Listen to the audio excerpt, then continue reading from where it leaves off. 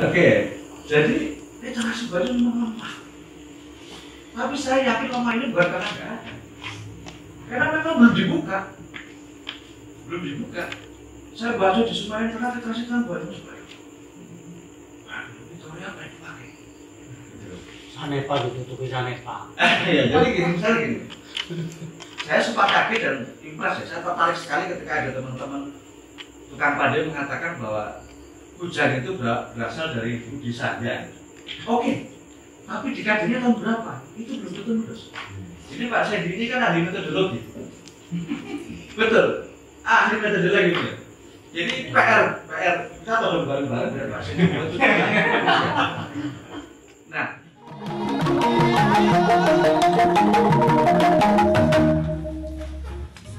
itu yang alami itu agak sedikit dimodifikasi. Untuk sekarang ini ada apa? Jatuhnya tangga dari itu. Gila. Saya di Ambon sama. Saya di Kuningan, Tripaja Tunggal sama. Jadi di sana ada lingkaran matahari, ada lingkaran bulan untuk menentukan tangga. Di situ juga sama persis. Kita bikin petanya. Di Gunung Selamat, di Datar, di daerah Kebumen, Batu Raden itu ternyata juga banyak. Saya tidak akan ngomong bahwa apakah Banyumas lebih tua dari yang lain, tidak. Tapi saya akan mengatakan bahwa Banyumas tidak bisa dikatakan lebih muda dari yang lainnya. Tepuk tangan untuk Banyumas lah. Dan bagian. Jadi saya pikir nggak bisa. Kalau kemudian Banyumas ini dianggap muda, karena kemudian berundak, Linggayoni, Menhir, itu kan paleolitikum. Batu tua itu ditemukan semua di sepanjang persis apa di sisiran Gunung Selamat. Maka nggak bisa diomong bahwa kita memang ada. Saya kemarin ketemu beberapa budayawan baik di Banyumas maupun di luar. Saya ngomong kelemahan Banyumas itu apa? Dan semua sepakat mengatakan literasi. Ya. Muncul. Oke, jadi literasi baru memang lemah. Tapi saya yakin lemah ini bukan karena nggak ada. Karena memang belum dibuka. Saya baca di semua internet literasi tentang baru sebaik. Itu apa yang dipakai? Sanepa ditutupi Sanepa. Ya, jadi gini, misalnya gini. Saya sempat kaget dan impress ya. Saya tertarik sekali ketika ada teman-teman tukang pandai mengatakan bahwa hujan itu berasal dari Budi Saja. Oke, tapi dikajinya tahun berapa? Itu belum tentu lulus. Jadi Pak Sandy ini kan ahli metodologi. Betul, ahli metodologi gitu. Jadi PR kita tolong bareng-bareng biar Pak Sandy buat itu. Nah, jadi masa apa itu? Masanya zaman Siliwangi, enggak? Yang selatan udah ada. Sebelum biasa sudah ada. Saya tidak menolak ya, praduga bahwa hujan itu dari Budi, tapi masanya nggak pas. Ada juga yang ngomong, sangat tua, alhamdulillah ya Pak. Cukup Kalimantan itu tua sekali, barang pajak 1.500, nggak tua. Ini Kalimantan tua sekali. Kalimantan itu kan barengan beri 2, beri 3, nggak tua. Artinya Banyumas memang literasinya berarti di banyak soal. Tapi yang tua lagi ini belum tergali. Saya yakin ada jelasnya ada Menhir kok, ada Batu Berunda kok, ada Linggayoni, ada Pon. Nah ini budaya-budaya yang menurut saya tidak cuma mencermati Banyumas, tapi saya mencermati kebudayaan di Jawa. Jadi kebudayaan di Jawa begini, kita sepakat kalau di Eropa kita ngomong perbandingan ya, kita kompar ya, Eropa, Timur Tengah, Melayu. Di sana jelas peradaban purba itu di mana? Gua. Setelah peradaban purba di mana? Rumah batu. Tapi di Jawa memang hal yang menarik itu teori dunia.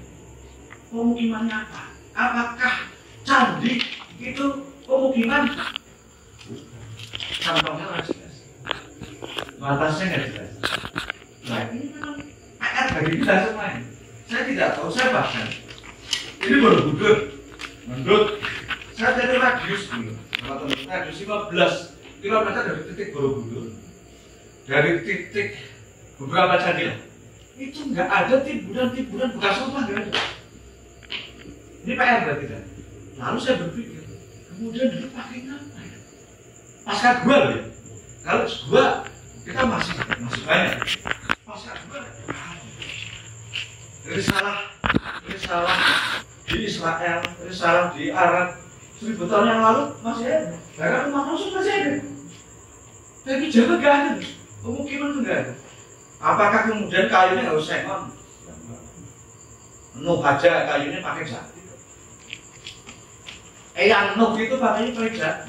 Dan peneliti sedunia sepakat bahwa jati endemik Jawa. Saya nggak akan buka itu karena ulasannya banyak gitu. Yang kemudian itu Japaro dan lain-lain itu disebutnya Jepara gitu. Lalu kemudian saya akan ngobrol nanti ini sedikit aja ya tentang Fahmi bahasa ceritanya bagaimana Borobudur, Sidul Koli dan lainnya. Saya tidak menolak meskipun kebenarannya belum selesai. Gitu. Nah, yang menarik bagi saya adalah Banyumas ini yang selalu disebut-sebutkan adalah Galuh. Ternyata Galuh juga agak cukup tua.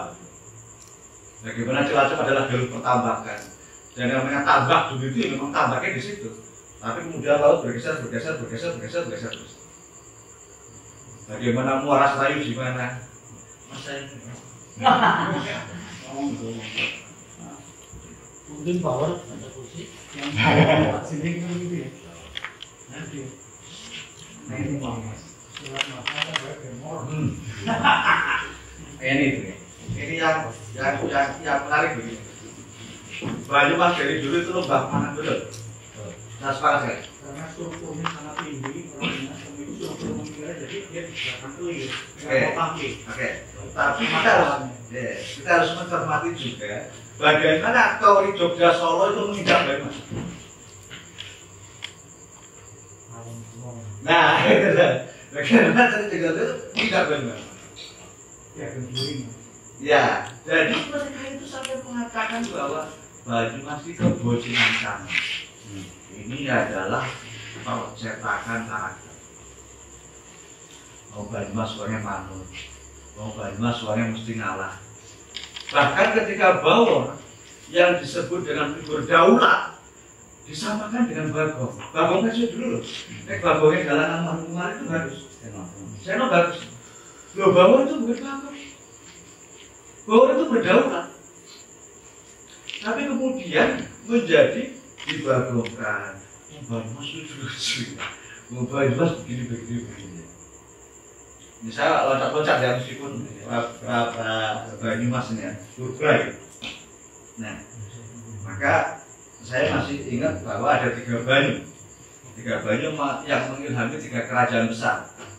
Yang pertama adalah Banyu Anten yang kita kenal dengan Banten, dialah yang mengilhami Pajajaran, Pasundan. Yang kedua adalah Banyuwangi yang mengilhami Majapahit, Kediri, Singosari. Dan yang ketiga adalah Banyu Emas. Monggo dengan ke makam-makam sepuh. Pasal kuncengnya masih benar. Mereka selalu mengatakan yang menghidupi kami adalah punggawa-punggawa Banyumas. Terakhir 3 tahun lalu saya ke Kota Gede. Saya pengen ketemu kuncen yang benar. Dulu ini hampir dicaplok oleh Jawa Timur, hampir dicaplok oleh Solo, tapi yang membela Jogja ini punggawa-punggawa dari Banyumas. Nah ini menarik dan itu terbukti Pak. Sampai sekarang jenderal 3 angkatan terbesar itu dari Banyumas. Ini bukti nih. Jenderal terbesar TNI ya dari dulu itu sampai sekarang terbanyak itu dari tanah Banyumas. Nah artinya kita kan sekarang sudah tanpa mengolok-olok, tanpa jekel karo Jogja Solo, di sana kita bangun. Kita menemukan kedirian kita. Nah Banyumas selama ini kan kalau di kantor miris. Karena Banyumas belum menemukan formasi keBanyumasan. Jadi kalau kemudian Banyak Pak, nanti kita akan bahas saya tempat bagaimana kerajaan-kerajaan negara bumi itu memposisikan Banyumas menjadi sub habitat. Ya saya hanya ingin mengangkat objektivitas sejarah ya. Karena kadang orang kalau di sini kan kalau mau ngomong Mas ini mana pun dalam Jogja dengan Jogja apa Jogja malah perangkul nggak apa-apa gitu. Tapi next kan wong jualnya aja lah. Mbak, aku nggak bakal membuat kekuasaanmu berkurang tidak. Tapi bahwasanya saya ini sesungguhnya bukan yang seperti kamu omongkan. Itu yang paling saya sakit Banyumas Kebocinan Cangan. Banyumas Kebocinan Cangan itu adalah bagaimana orang-orang wetan untuk melegitimasi kekuasaannya. Maka padahal kalau kita ngomong sub budaya, mana yang lebih besar dari Banyumas? Nggak ada. Banyumas itu dari Selangkang Sindoro Sudi, tarik ke utara, batas Pekalongan, Pemalang, tarik ke selatan, batas Purworejo, Banyumas sini. Nah, bagian utara tarik perbatasan Batavia. Karena orang dramanya sini nyok, terikat, ya. Tapi memang daerah selatan tarik ke barat ini ya sampai Sedaja, karena Cimagung udah pasti udah. Cimagung udah pasti udah. Jadi VOC ini kan dilinggawe wilayah itu sebelah ini ya, Jawa Barat, Jawa Tengah, Jawa Timur. Cirebon, Indramayu yang itu masih Banyumas atau disebut Jawa, akhirnya kok bahasa Sunda ya. Nah, Majenang, Cimagung, Anarja, sing asli wong Sunda kok nganggo bahasa Jawa itu. Ini kan Belanda punya. Nah, oke, kembali lagi. Banyumas ini, kenapa disebut Banyumas? Banyak simpang-siur peradaban, simpang-siur sejarah, saya tidak menolak ya, tapi akan kita kritis satu-satu. Berawal dari dia, oke. Dan sungai terbesar di Jawa Tengah, Jawa Tengah itu ternyata Serayu. Sungai terpanjang itu Bengawan Solo. Jadi nggak mungkin kalau Bengawan Solo itu peradaban itu kok Serayu peradaban muda, nggak mungkin. Sementara besarnya Serayu itu kan setelah ketemu Palu, setelah ketemu Logawa, setelah ketemu lainnya kali apa dan semuanya mengajar kali, iya kan? Nah makanya saya melihat Purbalingga itu sudah pas liga yang purba. Banyumas ini mas yang namanya Banyumas ini memang identik ada hubungannya dengan Salopo enggak? Ya. Saya bilang kalau Salopo sebagai kata, Salopo itu kan artinya emas. Kemudian gunung yang dulu menjadi punjer yang besar emas, wong Jawa ini jadi Gunung Salok. Gunung Salok itu dari kata Salopo.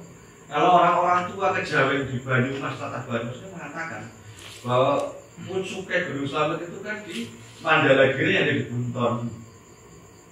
Bunton itu 2 km dari Gunung Selok.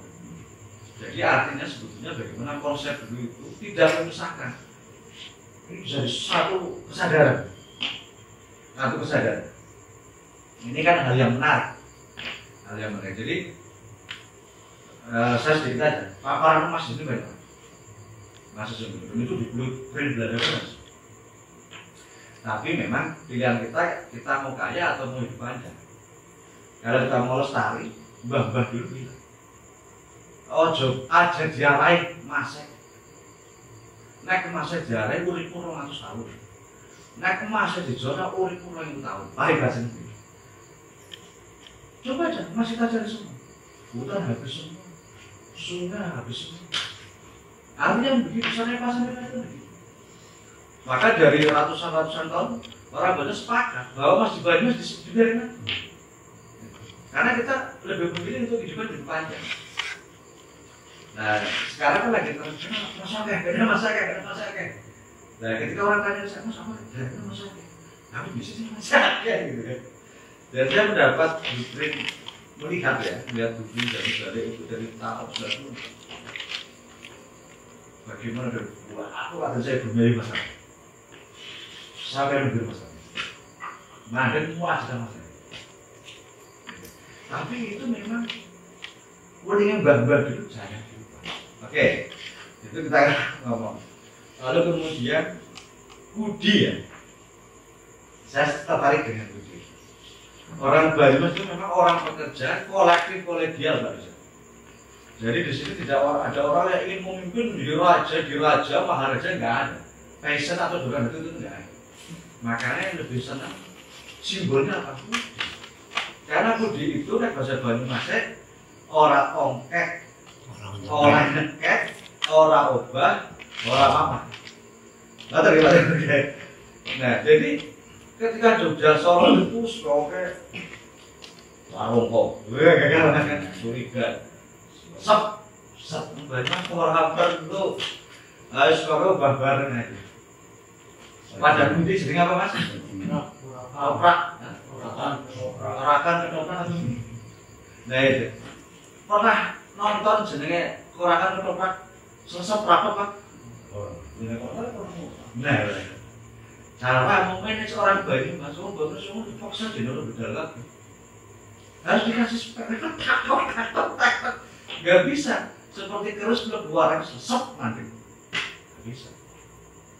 Karena orang Banyumas, saya belajar ada bukunya, ada banyak literasinya mengenal peradaban dari alat dan senjata. Ternyata di Banyumas senjata untuk membunuh itu tidak populer. Yang populer adalah